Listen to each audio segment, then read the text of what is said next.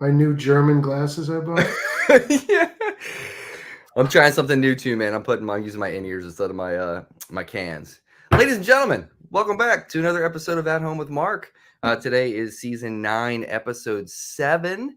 Mr. Adam Buchwold is here from Circle Strings, Iris Guitars. I'm sure you've probably seen his company around and these different companies around if you're a fan of this channel, because most of y'all dig jam bands and stuff like that. Adam, thank you so much for doing this, buddy. I really appreciate you making time. Thank you for having me. I'm excited to see what we can get laid down on tape here. Yeah, man. Well, so here's what I always ask people first, Adam, because I'm so very curious about people's pathways from like cradle to now. But like, what is your like earliest like musical memory? Earliest musical memory. Besides learning how to play the recorder was probably Yeah. I think in 3rd grade we got to pick what instrument we were going to play, and I picked the saxophone, and I held the record for the longest blow, I guess, for one consecutive note in my school. So Look at you. Pretty exciting. Yeah. Were you in band like all the way through like middle school and stuff playing sax? I only played it through 5th grade, and then I learned, I picked up the guitar in 6th grade. Oh, okay. All right. So that was pretty early. Actually, 5th grade, I picked up the guitar. Oh, okay. Where'd you grow up? I grew up in Bedford, New York, in Westchester County, a suburb of New York City. Okay. Probably an hour north of New York City. Family musical or siblings musical or anything like that? Nobody played music. They all liked music. My parents, always listened to music and loved it, but there was no musical talent in my family. Okay. We are kindred spirits. I had the same situation growing up. I had to find it on my own. Yeah. What were they listening to in the house and in the car and everything? A lot of James Taylor, a lot of Crosby, Stills and Nash, Carly Simon, I remember a lot. Lionel Richie, the Commodore. Yeah, baby. That's really, what I remember with my parents mostly, that kind of music, and those groups specifically. So you had a pretty baller musical education then, like listening to that stuff growing up, I would say. I think so. I mean, my first concert was James Taylor. And then my second concert was Michael Jackson. What? The Bad Tour. Where was that? Where did you see him? Square Garden. 4th grade. My God. Yeah, that was something. Man, how old were you? 4th grade. So what is that? 9? Yeah, that makes sense. 4th, 9, 8 or 9. Yeah, man, that was young. I just remember after the concert going into school with the shirt, and like my teacher was like so blown away that I saw Michael Jackson, and she wanted to listen to the new album, and I had it on cassette, and I remember giving it to her. Don't you wish you could like kind of go back in time at this age to appreciate it for everything that you've learned through the years now to watch that? Because even watching the band play with them would be like mind-blowing. Yeah. To see how huge production, and like when you're that young, you have no idea what's going on. Yeah. Have you been to any other shows like that level of production? I mean, Taylor Swift, we took our daughter there last summer. We're going to see her next week in Miami. I'm taking my wife and my daughter. It's amazing. I heard. She's great. I think she's great, dude. Like really loud though. So I had to bring earplugs because I was fortunate enough to get friends and family tickets because an old friend of mine played violin on one of her records. So he was able to get me really good seats, but they were close to the speaker. And man, I've been to a lot of concerts, but between the screaming of the teenage girls and the music, I needed to wear earplugs. That is very good sage advice. I will follow that next weekend. Do you have any like is that the loudest concert you've ever been to? I love asking that question too. Probably not. Probably freshman year of high school, my parents let me and my friends take the train into the city, and I went and saw Cypress Hill, House of Pain, and Funk Dubious at Roseland Theater. And that was the loudest thing I've ever encountered in my life. Oh man. Dude, that's gotta be so cool living in a bedroom neighborhood to the city. Yeah. Did you spend a lot of time like going to shows at like the wetlands and stuff like that? Yeah. Oh, did you ever see the Spin Doctors there back in the heyday? Yeah. Oh, dude.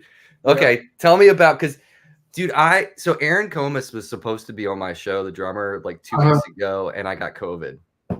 I had to cancel, and we rescheduled for later this month. But that band, like when I was growing up learning guitar, like Pearl Jam is my like idols. Like I just saw them a couple weeks. That's where I got COVID, was seeing Pearl Jam.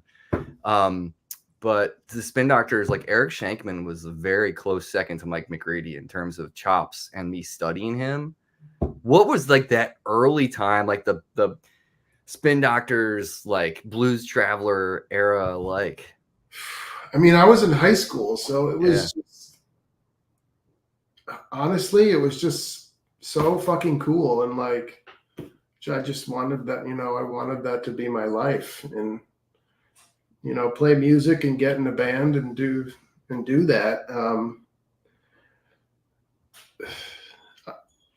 I honestly, I really don't remember because I was probably smoking a lot of weed. One does. But it was amazing seeing these up and coming bands at small clubs, and then they become MTV stars, and you could say I saw them when when they were just doing that. And I remember I saw them, and then my sister was in Ithaca College at the time, and I was still in high school, and I said, you got to go see the Spin Doctors. They're going to Ithaca, I heard. And she saw them and loved them and got me a signed T-shirt at the concert. Hell yeah, I still have that. People shit on them so hard, and I always fight people who shit on them because I'm like, have you ever listened to that live record, Home Belly Groove? No. Oh, dude, if you can find it, it is, and it was recorded at the Wetlands. Because how big was that club? Like, what was the capacity of that club? Oh, it was tiny. I mean, like 300 people, or maybe 500. Oh, that's maybe. Very small. I don't know. I'm sure we can Google it and find out. Right. But they had they had the bus in there, and being a teenager and like getting into that whole scene, and and smoking weed and trying to get beers and yeah, and seeing these beautiful hippie chicks dancing, I know. You're 15, 16 years old, and you're like, wow, this is just. And then I saw the Dead, at MSG then, and got introduced to Fish, and saw them in New York City in the early 90s, and it was just a great time. Yeah. It was before the internet, before digital music, so I just, I have teens now, and they don't have that kind of experience that we had with bands and finding new music, and it's just they can get everything they want at their fingertips, and there's just the search for something new and exciting is just not exciting to them like it was for us. I know. It's like, because it was the world of the unknown. Like, you had to really go out and seek things out, like, at that time. We're like old men get off our lawn type of thing. And then like even the opening bands, it was like you paid attention, whereas now you don't, whereas then you did, because they were an up-and-coming band that you should know about and get their CD, because hopefully they're going to make it. Yeah. I mean, there was a lot. I feel like a lot of that time when you hear about stories about God Street Wine opening up for the Spin Doctors or whatever, you know what I'm talking about? It's like the first time you see like String Cheese Incident roll through and open up for somebody that you love, or it was like mind-blowing how much talent that was going out together, like bands that were working and like lifting each other up, which is like something I always refer back to. from the Pearl Jam documentary, PJ20, like Chris Cornell was talking about that, about how, you know, Joey Ramone would be like, why are you guys so like helpful to each other? And why do you support? We would try to screw up the other competitive bands as much as we possibly could to get them derailed. So we would take the spotlight and like, no, dude, like that's not how it is in Seattle. Like we all are in it together and that's how we feel. And there was a vibe like that. Like you could tell, especially in the jam band scene. Yeah. And I still think the jam band scene has that. I used to be more into bluegrass and play bluegrass music and played in a lot of bluegrass bands and a lot of festivals. And it was great, but it always seemed more competitive than the jam band scene, where it would just seem more, everybody just wanted to play together and support each other. Whereas bluegrass, it was like, I can play faster and better than him. Why Right. you know? Yeah. Well, I could say my first, when I first got into building instruments, I really wanted to break into the bluegrass scene and with my instruments, but I'm so happy that it didn't go that route and it went into the jam band scene now, because it's just, the people are so great and, you know, they're willing to try something different, whereas the bluegrassers want something like a Martin, sound like a Martin, look like a Martin, play like a Martin. Right. So it's got to be like this. It's got to look like this. It has to be like that. Right. When you first started, cause I'm going to get, there's so much to unpack here.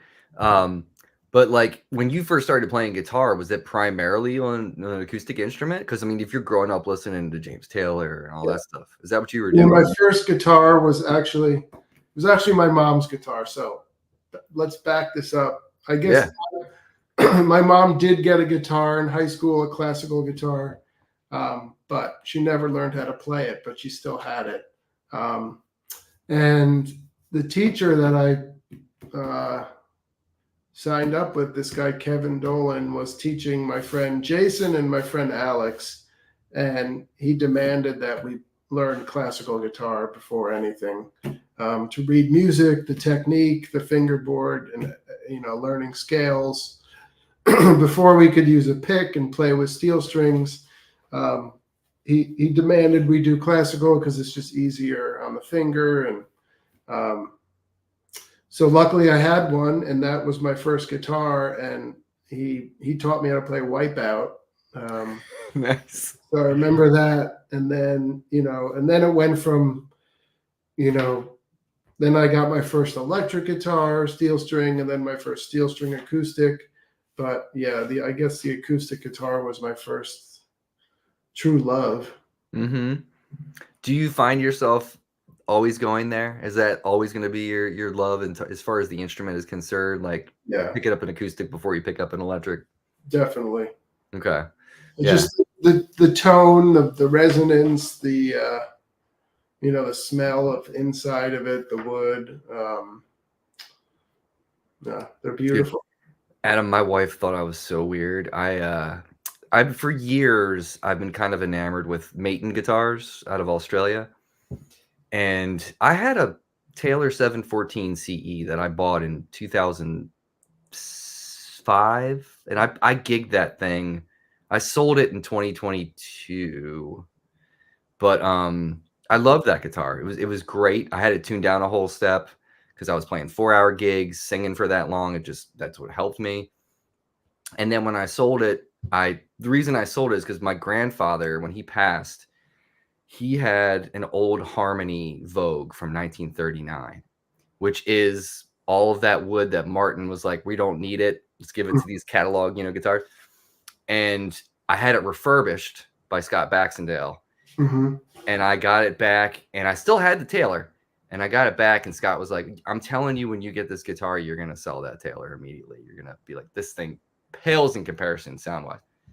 And it did. It was like a cannon. That guitar, I'll show you when we get off air because it's a really cool-looking guitar. But he was like, that instrument, nobody wanted to send this to you. I was like, be like, can we buy this? Because everyone in the shop couldn't put it down. And, man, it's great. But, dude, on a 4-hour gig, that neck is so freaking huge. Right. But anyway, so I got that. I bought a Maton. Mhm. And when I got it and I pulled it out of the box, my wife was like, "Oh, that's cool," because it's like a sunburst. And I was like, "Oh, but smell it. It smells so good." Like, she's like, "What? You weirdo?" Like, no, I'm like, acoustics have this thing, man. They just smell great. So it's like, I guess, I don't know, maybe we're just guitar players. We just are weird like that we notice those things. But Yeah, I mean, the smell on the inside of a guitar is like nothing. yeah, it's crazy. I also saw, so Jake Brownstein from Eggy is also a friend of mine, and I saw he just got. Yeah. So what did you build him? Talk to me a little bit about that guitar. It was really cool. That guitar was just stunning. We made him a dreadnought with an amazing set of Brazilian rosewood and an old German spruce top, with some. We trimmed it with mahogany from the tree, which is a famous tree that fell in Belize and created, and the lumber that was in that tree was just a stunning set of stunning figured mahogany that is extremely rare and hard to get. But we have some, and we trimmed it with that, so it really highlights the grain on the binding and the purfling, and this. We did an inlay of his dog on the headstock to surprise his wife. So yeah, it was pretty special guitar. Yeah. So But he was offered. He commissioned the guitar through the Grateful Guitar Foundation. Mm. So I guess they commissioned the guitar for him. So it's this organization run by this guy Andy Logan in California that people can apply to get an instrument made for them. wow, that's And amazing. they can choose who to go to. So Andy, got in touch with us to see if we would be interested in making a guitar. And then we heard from Jake, and it just spiraled into a great relationship. And yeah, that guitar turned out to be amazing. And I can't wait to see what he could do with it, because they're a great band. And I'm excited to see what they do in their career, because they can fucking rip and jam like no other. But their songwriting is pretty special, and their voices are great in harmony, and they have a nice look to them, and I think it could appeal to the public, where they could get a single someday, where other jam bands it's impossible to even think they could get there. Yeah, I feel like Laurel is in that. Yeah, like that's super catchy and could be a thing for them for sure. yeah. Plus, I mean, they're all really nice guys. So it's like every single one of them, except for Mike, has been on the show too. Oh, really? In fact, Jake and Donnie are going to come back on in November, because we're all huge Bruce Hornsby fans, and we're going to do a deep dive and talking about Hornsby together. So that should be pretty fun. But yeah, when I saw that pug on the headstock, I was like, oh my God, dude. Like, who do you guys do the inlay and stuff in house too, or do you? Okay. Yeah, my one of my guys here, Will Hilton, is we call him the chief CNC wizard, and that's his title here. Mm-hmm. And he's been here for almost 5 years, and is just a genius when it comes to machining and inlaying and anything mechanical. He's just great, and yeah, I'm very fortunate to have him here. Yeah, and you've got a pretty big team, you were saying, right? Yeah, we have almost 20 people, working on guitars, some people managing and doing other stuff. But yeah, the crew is just like a dream team right now.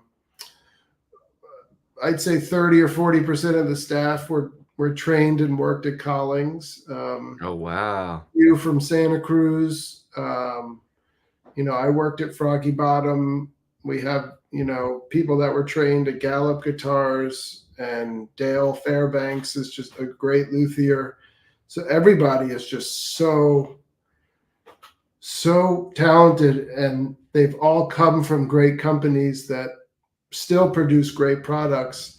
But we all wanted to work together to create something new, and different and use what we learned there and bring here, and kind of what we saw didn't work there, we can all talk about it here and say, look, none of this worked there, so why are we even trying to do it? Yeah. So it's pretty special to have so many people that worked for so many different brands come together into one, where we can use all the knowledge and ideas and things they learn from other companies to bring to the table. It feels like your company is like the Seattle rock scene of the 90s, where it's like everybody's kind of coming together to make something great, you know? Yeah, and there's not many people doing what we're doing right now. You know, there's a few smaller independent guitar companies, but nobody's really trying to do what we're doing. So I think we have an advantage that way. And, you know, the big guys are seeing what we're up to, and you know they came by in Germany, and they come by at NAMM, and they Martin, Taylor, Fender, Guild, they're all, I feel like some of the new models I see resemble what we're doing. So oh, how the tide has turned. Oh man. So tell me a little bit about, like, as far as, because I know a little bit about, you know, I've researched the companies a little bit. Like, I know that Iris has kind of got that more affordable line for the acoustics, and they look gorgeous too, by the way. Yeah. And I also have heard, like, Mhm. on YouTube, like people demoing some of your acoustics, and they sound loud as hell. Like they project like an old pre-war Martin kind of thing. Mm-hmm. Talk to me a little bit about how important the sourcing of your wood is, and like what you guys go through to make such an impeccable instrument. Well, I don't think we've gotten into about 5 years ago, pretty much right after I started Iris, and I was just making circle strings guitars, you know, custom orders for people, and doing a lot of repair work. I got a call from my friend Grant Taggart, who was in Healdsburg, California, and he inherited this business called Allied Luthery from his father, Todd Taggart. And Todd Taggart was like a legend in the wood supply business for guitar makers. He started a company called Luthier's Mercantile in the 70s, and they were like the first catalog to buy luthery supplies and woods, and they were importing woods, and they just got really big, and they got bought out by a big German company. I don't know if I'm allowed to say that. Oops. They got bought out by another. They're out of business right now, so who cares? Yeah, right. Bought out, and Todd opened up Allied Luthery down the street to compete with them, and then his son took it over, Grant. And Grant is my age. He's mid-40s, not a guitar maker. He likes the guitar, but it just wasn't his passion. And he's like, you know, I'm thinking about selling the business. Would you be interested? So I flew out to California. I met with them, and it just seemed like a great opportunity to have another source of income other than making guitars. And I knew having all that wood in-house, I'd be able to make whatever I wanted. That's amazing. I didn't have to source anything, you know? Yeah. So we worked out a deal, bought the business, packed it in 2 tractor trailers, shipped it back to Vermont. I'm like, what the hell am I doing? But we did it. Luckily, my wife had a corporate job, so we had some steady income coming in from her, so I could take the chance and do this, and got the business, rented a spot, moved everything in. 6 weeks later, COVID hit. Oh God, dude. And I was freaking out. Like, I'm sure. What are we going to do? I just bought this business. I just rented this shop for the 5-year lease. I bought a forklift. I bought all these machines. But people started buying wood like crazy. because they were home making guitars, and all the manufacturers and small shops, they started buying wood from us because they couldn't get it imported from their other sources, So we started doing really well. And then I started getting phone calls every 2 weeks from like somebody retiring or going out of the business saying, I have woods I've been hoarding for 30, 40 years. Do you want to come see them and buy them? So I kind of became the go-to guy for people retiring or getting out of the business and going and buying their collections of wood and bringing it back and sorting it and listing it and selling it. Because they knew I was a guitar maker and they knew I would use the best stuff in our guitars, and they knew that I would sell it to the right people and not let it go to waste, because guitar makers love their wood. It's like, it's probably more important to them than money. If they have, the nice Brazilian rosewood or whatever, because they know that it's their retirement funds. So they know everybody has hoards of this stuff. And when they get to a certain age, they're like, I'm never going to use this, instead of piecemealing it and selling it on eBay or whatever, let's call Allied to see if they want to come here and buy it all. So over the course of those next few years during COVID, it was just coming out of the woodwork in New England, where I was. So I was able to buy 3 or 4 major collections from people to have inventory that I didn't have to import. I didn't have to buy from some shady person in Africa or South America. I didn't have to worry about getting ripped off. I might have paid a little extra for it, but I didn't have the headache of trying to import it and dry it and cut it. It was all ready to go, ready to use. So it was pretty awesome timing for us to really ramp up production on the irises, because we had all this material.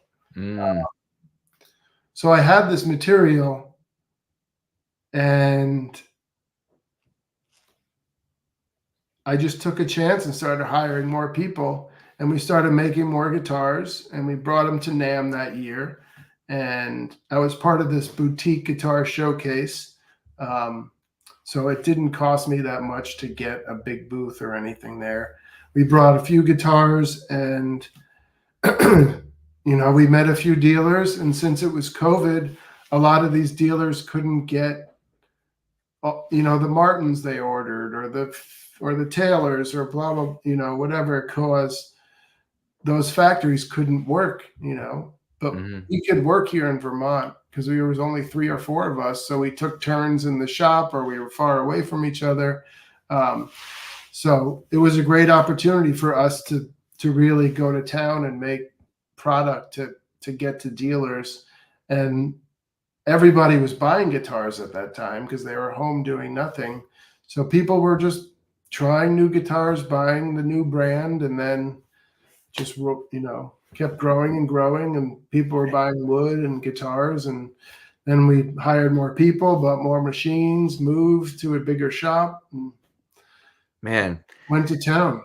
That's crazy. So at what point, when the pandemic hit and you were like, oh no, like at what point did you sigh relief? Like what year was it? Like, were you a couple months in? What was it? Probably a year in. Oh, dang. That's because stressful year. You'd have 1 month and you were like, that was pretty good. I can't believe I sold all that. Right. But I just kept buying more wood and equipment with all those profits. And I wanted to pay the loans back in the business. I bought the business, so I wanted to pay that off. So I was very fortunate and lucky that the first few years, were very profitable, where I could reinvest all that money to just keep building the business and building the inventory we have now.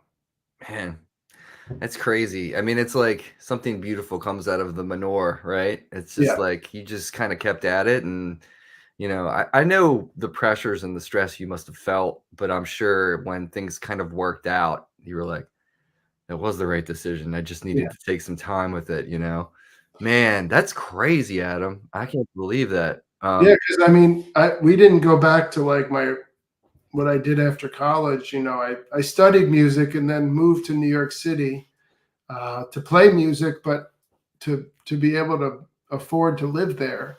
I worked for my father, who owned a manufacturing company, and it was a metal stamping business. So there were huge, big presses just stamping loud. It was awful. I hated it. It was my grandfather's business, so I gave it a shot to see if I'd want to take it over and help him run it. And eventually he would retire. But after a few years, I went in there and put everything on the computer, all the bookkeeping, all the inventory, everything. And it just got to a point where it was like, there's nothing else for me to do besides working in the shop. And I just hated working with metal and everything. And at that time, I was getting into building and repairing guitars. So, I took a huge chance and left my family business to do this. And when I bought that business and then the pandemic hit, I was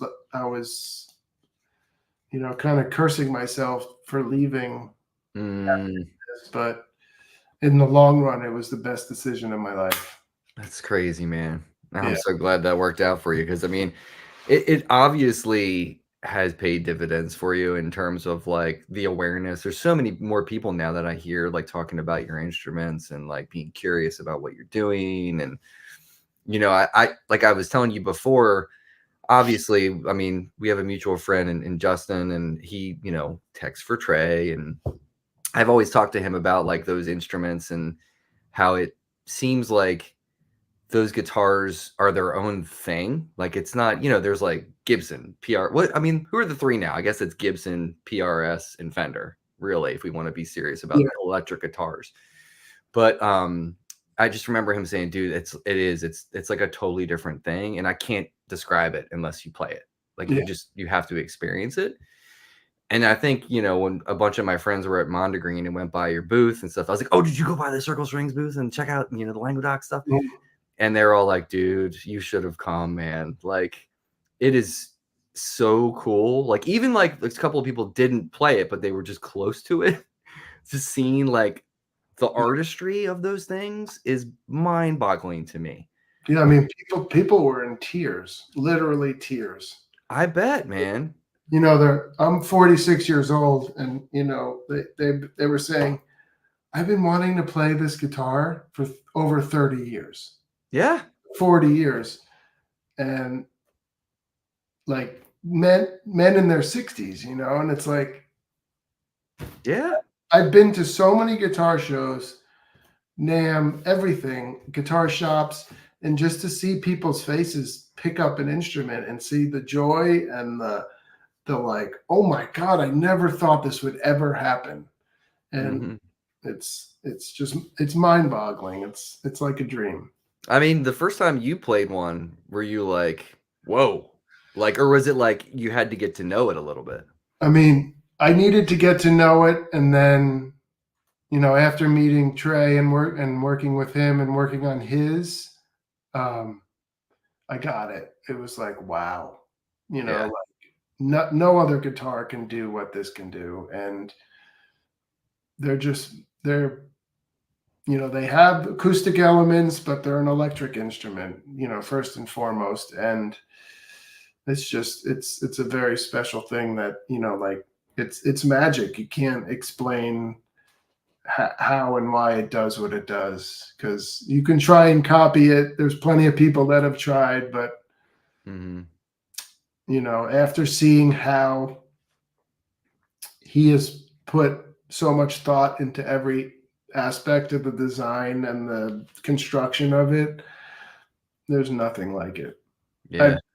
I've taken apart and put together Les Pauls, PRSs, 335s, old Strats, old Martins, everything, where it's like, I thought those were just holy grail guitars. But then you play something like this that incorporates all of those guitars into this one thing. And you're like, how does it even do this? Yeah, it's crazy. I mean, do you know about Josh Williams guitars? You know about that company? So they're based in California, but he builds amazing 335 instruments and stuff, and he makes a little bit. I mean, he's like a junior, like solid body type thing. But I sold like 3. I had 3 Sir guitars I sold to get one of his custom 335s. And, you know, for me, like $4,000 is a lot of money for me to spend on a guitar, dude. Like, you know, I'm not going to lie. And that's why I always felt like the Languedoc thing was unobtainium, because I was like, there's no way I would ever be able to buy one of those instruments. I'd love to play one and see what it feels like in my hands and how it sounds and how it interacts with an amp. Like, that is the coolest thing. There's like this symbiotic thing between you, your flesh, the strings, the pickups, and that amp that happen sporadically with that instrument, it seems. Yeah. Like, it's like the environment is musical too with that instrument, is how I picture it. You haven't gotten to play one yet? I've never played one, dude. And my buddy James from Rewind, he was on the show and he told me about when he was making those pickups. And I have those pickups that are in Trey's guitar in my 335. So I took the ones that came with the guitar out and put it in that instrument. And it's just not the same. Like, the 335 will kind of do the thing a little bit. And I've even looked at, like, what are all these other companies that are copying it to see if I can get something cheaper. And it just seems like that hollow body thing, the fully hollow body thing, is such a huge paintbrush in any environment, clean tone or overdriven tone wise. It just seems like a fun soccer match when you're on stage. Do you know what I mean? Like, because sometimes, you know, you get on stage and I feel like I'm phoning it in. But with an instrument like that, I feel like you back up into that amp. You get that thing growling a little bit and you move away from it. You turn your body slightly. It's like, am I right in assuming that? Yeah, totally. Okay. Yeah, I mean, it's not for everyone, and it's definitely an acquired taste. But for people that are fans of, you know, Fish and that tone, there's nothing else that can emulate it. Right. And it's there's plenty of, you know, trash talking that says nobody else plays a Languedoc like Trey, but I know plenty of guitar players that play those guitars that have their own sound and own technique, and you give them another guitar and it doesn't sound the same. Yeah. And I guess essentially, though, if you're the player you are and you have that thumbprint, you're going to sound like yourself on whatever instrument you're playing. Like, and who wants to sound like, I don't want to sound like Trey, but I love the idea of the interaction of the instrument, you know, is very intriguing to me. But I think that, well, how did you get to know Paul? Like, how did that relationship come about? So when I moved to Burlington in 2012, I called him and I just said, you know, I'd love to see your shop. And we had some mutual friends. And I drove up to his shop, checked it out. He came to my shop. You know, we had lunch, played some golf here and there. Nice. And then I didn't see him for a few years when you know, I had 2 little kids, so I was just constantly busy and playing music, and my business was, you know, kind of my main focus. And then when I got into working more with Mike Gordon and Trey, and doing more repair work for them, you know, Paul started sending me more stuff because he wasn't working with the band as much. And then when we started getting into making electric guitars at my shop, I called him to come check out the shop and see the guitar that we were making, to give me some advice or critique it, or, you know, just like wanted his opinion, because I, you know, really loved what he was doing. Seems like a little bit of a mentor situation in a way. Yep. And then the conversation ended with, how would you guys like to build the G4 model that I make? Because it's a more production oriented guitar where we can make them a lot quicker and faster, and we had the equipment and the woods to do it.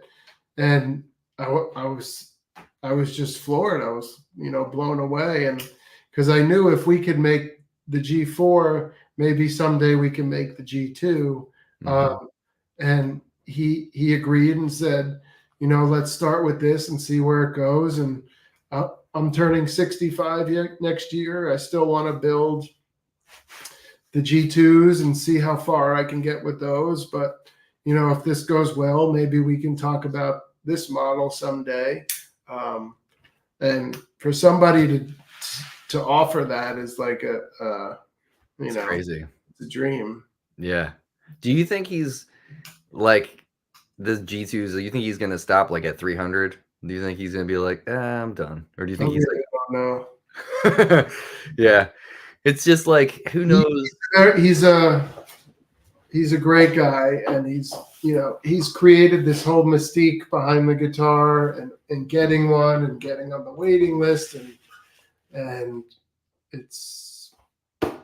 Does he do Koa instruments for people, or is that only okay? He's only made. Trey has all of them except one, and I think Mike Gordon has the other one. That's so cool, man. I think he's like, I just don't want to offer it to people because then everybody wants it, and getting Koa right now is not very easy. I do have a lot though. I hope someday. That's cool, man. What do you think? So like you hear people like, Paul Reed Smith talk about how much every piece of the instrument matters kind of thing. And people that tell you it doesn't are, out of their mind. Like, what do you feel for acoustics? Obviously, are there tops? Because, you want that thing to move and vibrate, right? So like, are there tops that you feel like different types of wood you want to use, but they're just too stiff, or like, you're like, this could be cool, but it's just not figured it out yet? Like what's going on there? I mean, that seems like a very hard thing to work with. Yeah, I mean, it just takes years of experimentation and playing different, guitars with different woods and seeing how they react to a pick finger picking or heavy strumming. I can sit here and bullshit my way and tell you this spruce does that and this maple does that, but honestly, it's the recipe all put together, and like there's plenty of luthiers tap tuning and flexing and measuring scientific nodes and tuning and saying this guitar is going to sound exactly like this because it has this data and blah blah blah. But I think it's just, I love the magic of it all, and like finding a really nice soundboard or top that's stiff, and when it's stiff and a little heavier, you can make it a little lighter, a little thinner, and it'll still be, a great top. But then you have to brace it a certain way, and you use different woods in the bracing, and you carve more, and it's all experience and trial and error, and you come up with your recipe and you stick with it, and if it works, it works. Yeah, man.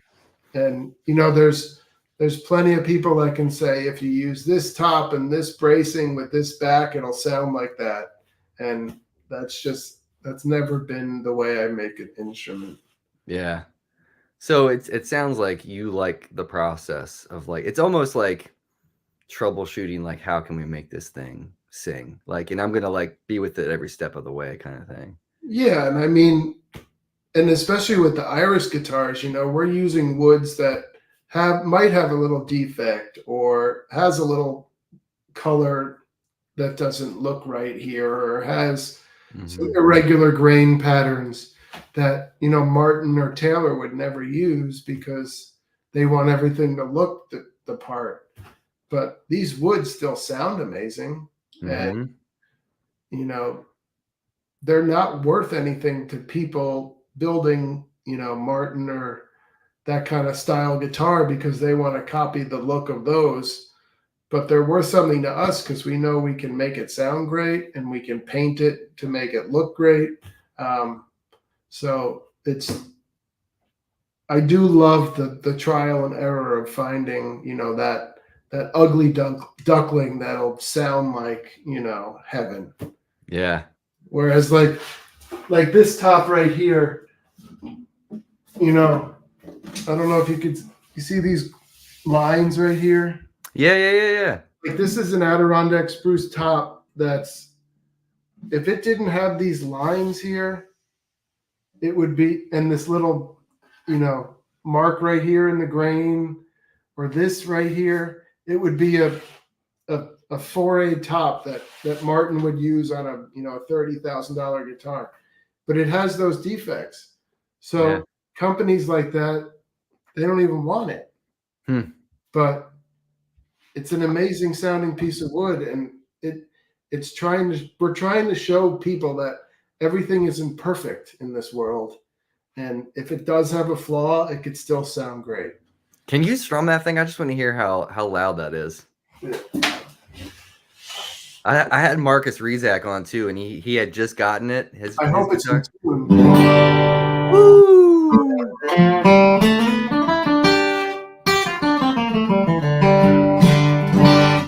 Damn, dude.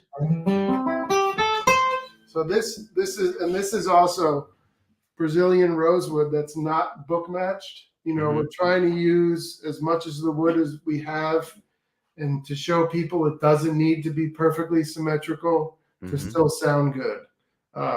It's a 4-piece back. It's nothing special in looks, but it sounds like dude, that yeah. I mean, even through the computer and through these like quasi okay in-ear monitors in my ears, that sounded big. Even the single note stuff you were just playing projected like crazy. I'm so fascinated how that stuff works, how like acoustics work.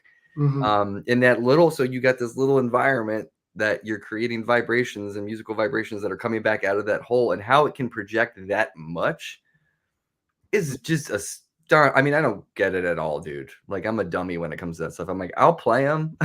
Like, I'll leave the smart people to make that stuff and those decisions. But like, that is a beautiful sounding instrument, man. Yeah, I found the recipe I liked, and there's a lot of luthiers that want to go the scientific route and study all that, but I don't care. I want to make guitars to make people happy and to make people want to play music, and not, sit there and analyze every detail and the sound and why it's doing what it's doing. It's just, I don't know. Yeah. That's amazing, man. Well, let me pop up some links here in the channel. So BV is my moderator and popped up some of these links. So for anyone that's watching on YouTube, you can see the links up here. But anyone that's listening, Spotify, Apple Podcasts, all that stuff, circlestrings.com. You can go there. We're working on a new site, so it's just I saw it's coming. It's coming. But you can go to the Iris site and check that out. So irisguitarcompany.com. It's best to, with social media now, it's just so much easier to put stuff up for pictures. And yeah, you guys have a good presence there for sure. Yeah. So on Instagram, definitely check that out. Here's the Iris. There you go. One, and then there's a Facebook page in here for Circle Strings, but there's also an Instagram at Circle Strings. So thank you, BV, for popping all that in there. Anything like cool coming up the pipeline that you're working on that you can talk about, like real quick? Or well, the new, the Languedoc G4s, we made 2 prototypes that we brought to Mondegreen, and we're working on the first batch of 12 right now. And we're getting more orders weekly. I think we have over 50 or 60 orders for them already. Damn. And we're making an octave mandolin now. We made a baritone guitar a couple of weeks ago for Noah Khan. That turned out awesome. What else are we doing? Have you made anything for Billy Strings? Did you make it? I'd love to. Yeah, I bet you would. He plays Preston Thompson guitars from Oregon, and vintage Martins. But I do have a picture of him playing Trey's guitar. When Trey played with him a couple summers ago, Trey let him try the guitar I made him, and he checked it out. I'd love to get him a Languedoc, because he just plays. Hearing him play electric is a whole other world. Yeah, totally, dude. I wish he would go there more. Maybe someday. He's in a lane for sure right now. He's got a lane and people are digging it. Yeah. And then so for Iris though, like people, so is it like all like direct order that people can like Uh, request custom builds, or is it? we have a local retailer that's next to our shop that you can order custom ones from. But we mostly work with dealers and distributors on the irises.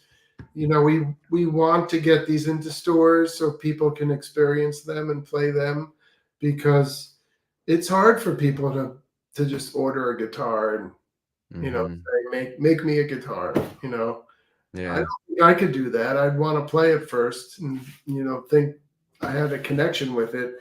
So your local guitar store is a treasure where you can go in and play guitars and compare them and see what you like in one. And when people call for custom iris, I say, well, have you been to the store to try them yet? And they said no. And I was like, well, you should go to this dealer and play these guitars, and if you don't love any of those, then we can make you one. But it's not going to be that much different than the one that's down the street, unless you want to customize it in a certain way. But we're also trying not to do much custom work on the irises to keep the prices down.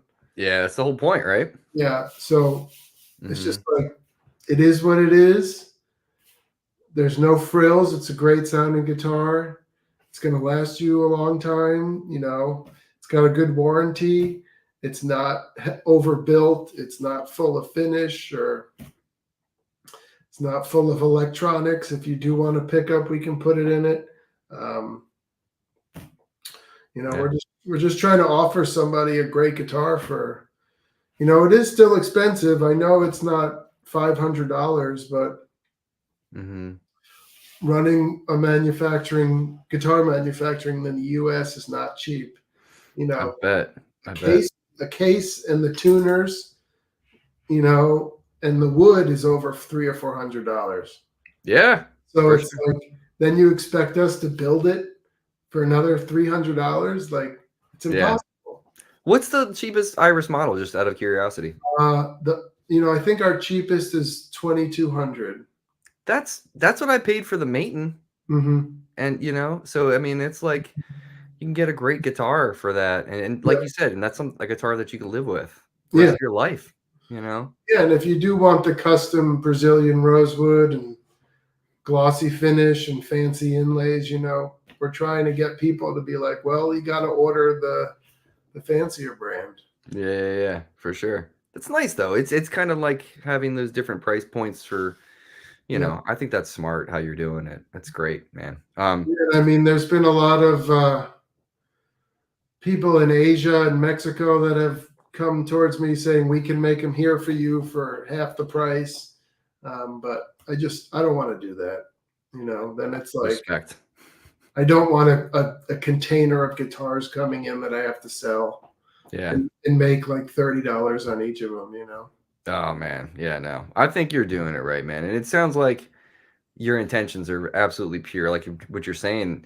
And I believe this to my core, is that like, what's the point of all this if it's not in our hands and we're not enjoying it? Yeah. Like the whole point of like, and people always throw shade about like, stop buying pedals and gear. I'm like, dude, whatever keeps people playing, awesome. It doesn't matter if somebody's a bedroom player at home and they're like, well, why don't you practice instead of buying pedals? Dude, they're playing. Yeah. Like that's the main point. And so I think you're coming at it from that angle of like, I want to get an instrument, someone's hands that they're going to be really happy with and cherish it. And then they're going to pick it up every day. Yeah. Yeah. I mean, getting an instrument back that you've made someone that has battle scars and scratches and fret wear and sweat stains and there's nothing better, because you're actually using this and not just keeping it in the case under your bed. Yeah, dude, this amp right here, this 2-Rock. So I like created a really strong relationship with 2-Rock over the past few years, and Eli was like, dude, what's up with why your Bloomfield is so clean still? That suede should be dirty and ripped up. And I was like, I'm so afraid to take it to bar gigs and stuff. He's like, dude, just take it. He's like, beat it up. It's going to look cooler. And Yeah, when he said, he was like, I can always re-Tolex it for you if you want me to do that at some point. But he was like, dude, let go, dude, let go. And I was like, he's right. He's right. So it's not doing that anymore. It's coming out all the time. But yeah. All right, Adam, let's do the lightning round get down because I want to hold you up here. So I'm going to put on a metronome at a cruising altitude of 112 BPM for some suspense. I'm going to ask you 10 questions. It's like a this or that type thing. If you want to explain your answers, feel free. I love explanations. If not, burn right through them. The first one's always the same. Lennon or McCartney? Lennon. Cookies or ice cream? Cookies. Chet Atkins or Danny Gatton? Chet Atkins.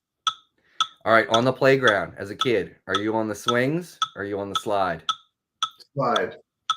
All right. Would you rather speak any language fluently, or would you rather talk to animals? Be able to talk to animals? I'll talk to animals. I'd love to talk to my dog. Me too. And my new puppy that you put the picture. Oh my god, dude! I put up on Instagram, like, he set the bar quite high now with dogs in the picture, so people need to step it up. Chess or checkers? Chess. Ski or snowboard? Snowboard. Gum or mints? What about the mint that turns into gum? I don't know anything about that. What is that? Like the Alchemy? Mento gum. It's like a mint you suck and then it turns into gum. What? Is it like the suckers, like where it has the gum in the middle of the lollipop? I know, that's low pop. Yeah. But is it the same concept with the mint? Kind of. I've never heard of that. You just blew my mind. Yeah. Okay, apparently that exists, so we'll take that as an answer. All right, since we got Halloween coming up, would you rather be in a horror movie situation with, I mean, I'm talking like real life, but like horror movie thing with all your BFFs, all your best friends, or would you rather be in a comedy with all of your enemies? Ooh. Probably a comedy. Really? Okay. All right. And then here's the last one, Adam. Sometimes this is the hardest, sometimes it's the easiest. If you could take one album and erase it from your memory just so you could go back and experience it for the first time again, what album do you think that would be?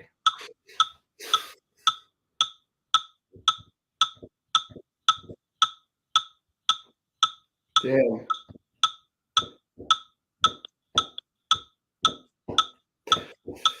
Probably Tom Waits, Closing Time. Okay, tell me why. Tom has never been brought up on that question. I've had over 200 episodes. Really? Tell me why. Is it closing? Yeah, it's Closing Time. I just remember the first time I heard that record, I was driving in a car late at night. It was raining. It was after a gig, and it was just perfect. Okay. And his songwriting, his voice, the way he recorded, just the sound, it just gives me the goosebumps. And every time it rains and I'm driving at night, I put on that record now. That is killer. That's a good answer, man. You know what I do in the fall, and this is hilarious. I live out in the country, and we have these back roads. If there's leaves on the ground on the road, I put on Tim Burton's Batman theme, and I act like a Batman. My daughter's always like, "God, you're such a nerd, dude." But it's so great. Like, we have this like little, from the first movie when he's like got Kim Basinger in the car and stuff. Of course. There's something about it. It's like it's crazy how music can just transport you and put you in that mindset, man. That's so amazing. Yeah. Well, Adam, dude, thank you so much again for making some time to chat with me. I know you're a busy guy, but I really do appreciate it. So everybody, especially after the day I had. Woo! I know. Go have a stiff drink if you partake, or do something else and relax, man. But everybody, go check out Circle Strings Instagram. You can find them. Iris Guitars, you can find them. Just put it in your search engine. We all know Languedoc Guitars. Languedoc Guitars as well. And buy one of their instruments. They sound amazing. Why not? Thank you. Thanks for having me, and it was a pleasure to meet you like this. Yeah, man, for sure. Everybody else, take care of yourself, take care of each other, and we will see you next time.